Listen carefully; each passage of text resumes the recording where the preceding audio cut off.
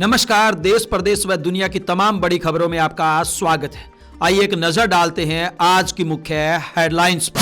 बड़ी खबरों में आज हम आपको बताएंगे, हिसार में एक महीने में 10,000 परिवार बने अमीर। सुप्रीम कोर्ट बोला, चुनाव के वक्त फ्री वाली घोषणाओं का ऐलान करना है गलत। अनिल विज बोले, शोकाज नोटिस किया लीक। हरियाणा में बिचौलियों की करतूत आई सामने। अंगूठी के चक्कर में 3 युवतियों की समलैंगिक से करवाई शादी। जनवरी में रिटेल महंगाई घटकर 4.31% पर आई। मोदी ने फ्रांस में सावरकर को किया याद। बीरेंद्र सिंह बोले, हरियाणा कांग्रेस हुड्डा की पार्टी बनकर रह गई। कुलदीप बिश्नोई का हुआ जबरदस्त विरोध। वैलेंटाइन डे को लेकर शिक्षण संस्थानों पर बढ़ाई पुलिस की सुरक्षा। ब्रिटेन में भारतवंशी महिला को दी नस्लीय गाली। भारत ने इंग्लैंड को 142 रन से तीसरा वनडे हराया। अब देखिए खबरें विस्तार से। बड़ी खबरों में आइए बात करते हैं अमीर बनने की। जी हां, हरियाणा में एक महीने के भीतर करीब 23,000 परिवार अमीर हो गए हैं, जिसके बाद इन्हें गरीबी रेखा से बाहर निकाल दिया गया। हरियाणा सरकार ने इसे अपनी उपलब्धि बताया है। प्रदेश के नागरिक संसाधन सूचना विभाग यानी कि CRID ने ये आंकड़े जारी किए हैं।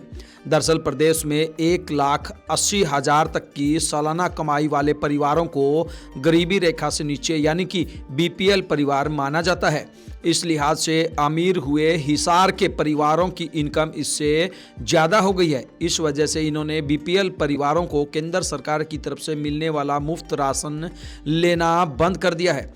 इससे पहले प्रदेश सरकार की किरकिरी तब हुई थी जब नवंबर 2024 में हरियाणा में BPL परिवारों की आबादी 1,98,00,000 बताई गई थी, जो राज्य की अनुमानित आबादी 2,80,00,000 के 70% थी। इस मुद्दे पर विपक्ष ने सरकार को कई मौकों पर भी घेरा था। हालांकि मौजूदा आंकड़ों के लिहाज से अभी भी 51,78,000 परिवार गरीबी रेखा से नीचे हैं और केंद्र की योजना के तहत मुफ्त राशन ले रहे हैं।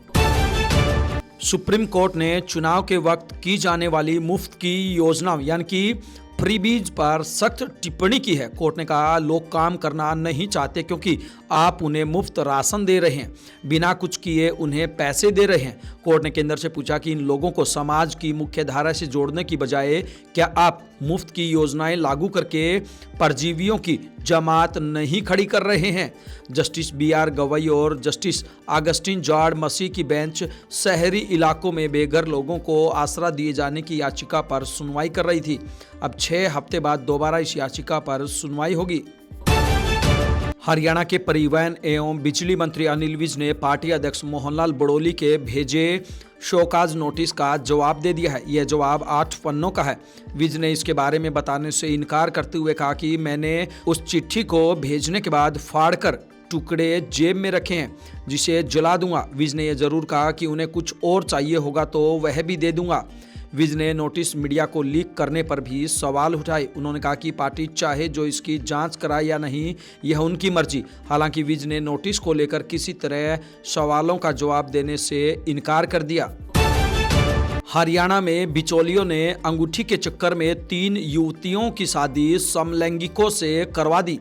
तीनों युवतियां अलग अलग जगहों की रहने वाली है। युवतियों को इसका पता तब लगा जब वह शादी करके ससुराल गई। जब उन्होंने अपने पार्टनर से इसका विरोध किया तो उन्हें प्रताड़ित किया जाने लगा। युवतियों की शिकायत महिला आयोग के पास पहुंची तो इसका खुलासा हुआ। युवतियों ने महिला आयोग के सामने गुहार लगाकर छुटकारा दिलाने की मांग की है। इसके अलावा महिला आयोग के पास 21 केस ऐसे हैं जहां शादी करने के बाद दूल्हे विदेश भाग गए। उनकी पत्नियों ने उन्हें बाहर डिपोर्ट करने की मांग की है। खाने पीने की चीजें सस्ती होने से जनवरी में रिटेल महंगाई 5 महीने के निचले स्तर यानी कि 4.31% पर आ गई है। अगस्त में महंगाई 3.65% पर थी। इससे पहले दिसंबर में महंगाई 5.22% पर रही थी। सरकार ने अब रिटेल महंगाई के आंकड़े जारी किए हैं। महंगाई के बास्केट में लगभग 50% योगदान खाने पीने की चीज़ों का होता है। इसकी महंगाई महीने दर महीने आधार पर 8.39% से घटकर 6.02 हो गई है। वहीं ग्रामीण महंगाई 5.76% से घटकर 4.64% और शहरी महंगाई 4.58% से घटकर 3.87% हो गई है। पीएम मोदी फ्रांस के राष्ट्रपति इमैनुअल मैक्रों के साथ फ्रांस के दूसरे सबसे बड़े शहर मार्से पहुंचे। यहां पहुंचकर उन्होंने स्वतंत्रता सेनानी वीर सावरकर को याद किया। उन्होंने सोशल मीडिया पर कहा कि यह शहर भारत की आज़ादी में खास महत्व रखता है। दरअसल सावरकर को 1910 में नासिक षड्यंत्र मामले के तहत लंदन में गिरफ्तार किया गया था। उन्हें जहाज से भारत लाया जा रहा था। जब उनका जहाज मार्से के पास पहुंचा तो उन्होंने समंदर में छलांग लगा दी और तैरकर तट तक पहुंच गए। मार्से में ब्रिटिश पुलिस ने उन्हें दोबारा गिरफ्तार कर लिया। फ्रांस की सरकार ने अपनी जमीन पर सावरकर की गिरफ्तारी का विरोध किया और मामले को अंतर्राष्ट्रीय न्यायालय तक ले गई थी। हरियाणा विधानसभा का बजट सत्र निकाय चुनाव के बाद होगा। इसे लेकर गवर्नर बंडारू दत्तात्रेय ने डेट तय कर दी है। गवर्नर की ओर से जारी लेटर में बजट सत्र की तारीख 7 मार्च बताई गई है। सेशन सुबह 11 बजे से प्रदेश के गवर्नर बंडारू दत्तात्रेय के अभिभाषण से ही शुरू होगा। इस बार यह बजट 2 लाख करोड़ तक का हो सकता है, जो पिछले बार के बजट से करीब 10,000 करोड़ ज़्यादा होगा। नायब सैनी सीएम बनने के बाद पहली बार बजट पेश करेंगे। इसके लिए सभी क्षेत्रों से जुड़े उद्यमियों के अलावा आम लोगों से भी सुझाव मांगे गए हैं। हरियाणा के पूर्व केंद्रीय मंत्री बीरेंद्र सिंह ने कहा कि हरियाणा कांग्रेस व्यक्ति विशेष की पार्टी बनकर रह गई है। कांग्रेस को अगर प्रदेश में जिंदा होना है तो इससे आगे बढ़ना होगा। व्यक्ति विशेष उन्होंने पूर्व सीएम भूपेंद्र सिंह हुड्डा के लिए कहा। उन्होंने ईवीएम को लेकर कहा कि सवाल मशीन पर नहीं बल्कि उसे बनाने और चलाने वालों पर है। आखिर उसे भी किसी मानव ने ही बनाया है, वह कभी भी उसमें कमी कर सकता है। उन्होंने एक निजी चैनल को दिए इंटरव्यू में ये बातें कही। पूर्व मंत्री ने यह भी कहा कि क्षेत्रीय दलों को अपने निजी स्वार्थों को छोड़ कांग्रेस के साथ जुड़ना चाहिए, क्योंकि कांग्रेस बड़ी पार्टी है। भाजपा के साथ का अंजाम जेजेपी भुगत चुके हैं। भाजपा की नीति है कि क्षेत्रीय दलों को अपना स्वार्थ पूरा करने के लिए जोड़ लें और उसे कमजोर कर दें। हरियाणा के बीजेपी नेता के खिलाफ राजस्थान में मुर्दाबाद के नारे लगाए जा रहे हैं। हरियाणा के पूर्व सीएम चौधरी भजन लाल के बेटे पूर्व सांसद कुलदीप बिश्नोई अपने समाज के निशाने पर आ गए हैं। राजस्थान के बीकानेर जिले में समाज के लोगों ने सड़कों पर उतरकर कुलदीप बिश्नोई मुर्दाबाद के जमकर नारे लगाए। दरअसल बिश्नोई समाज के लोग अखिल भारतीय बिश्नोई महासभा के राष्ट्रीय अध्यक्ष देवेंद्र बुढ़िया के खिलाफ हरियाणा के आदमपुर में दर्ज मुकदमे को लेकर नाराज हैं। इसी कारण बीकानेर में विरोध प्रदर्शन किया गया। प्रदर्शनकारियों ने बीकानेर कलेक्टर को ज्ञापन देकर मामले में निष्पक्ष जांच की मांग की। हरियाणा के तमाम जिलों में पुलिस ने वैलेंटाइन डे को लेकर कोचिंग सेंटरों और अन्य शिक्षण संस्थानों के बाहर सुरक्षा बढ़ा दी है। सुरक्षा बढ़ाने का उद्देश्य छात्राओं को यह विश्वास दिलाना है कि पुलिस उनके साथ खड़ी है। किसी भी तरह की परेशानी अगर उन्हें आती है तो तुरंत पुलिस को शिकायत कर सकते हैं। इस संबंध में पुलिस के करीब 55 जवानों को विभिन्न कैथल के शिक्षण संस्थानों के बाहर तैनात किया गया। साथ ही वहां पर आने जाने वाले छात्र छात्राओं को समझाया गया कि वे किसी भी प्रकार की घटना होने पर तुरंत पुलिस को सूचित करें। हरियाणा में निकाय चुनाव को लेकर सभी राजनीतिक दलों ने तैयारियां शुरू कर दी है। हालांकि भाजपा अन्य दलों से चुनाव को लेकर काफी आगे चल रही है। सभी 10 नगर निगमों के मेयर, नगर परिषदों और पालिका अध्यक्षों के संभावित उम्मीदवारों का पैनल बीजेपी ने केंद्रीय नेतृत्व को सौंप दिया है। मंजूरी मिलते ही कभी भी इसकी लिस्ट जारी कर दी जाएगी।